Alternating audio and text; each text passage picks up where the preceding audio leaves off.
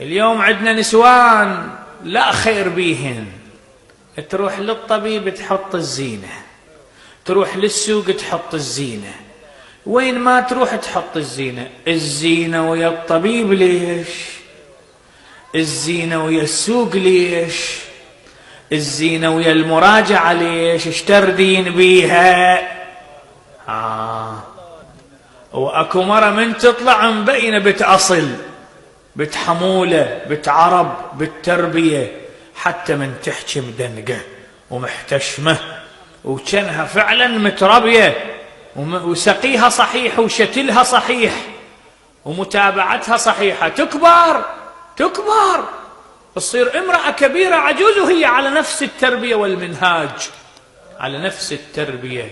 يشهد الله وعينه على نساء كبار، يطلع المذيع بالتلفزيون يسوي عبايتها هيك، المذيع بالتلفزيون يطلع كاش قد ماخذه تكامل بالحياء والعفة، بالتلفزيون ما تباوع للرجل، تتغشى. ونساء عاشن ببيوتنا لأن عندهن حياء وعفة. فمسلم من اجى شاف مرة مبين عليها خوش آدمية، مو قاعدة بالباب وحاطة رجل على رجل ولا جواريب ولا عباية ومدري شو تسوي، لا محتشمة، واقفة بالباب محتشمة،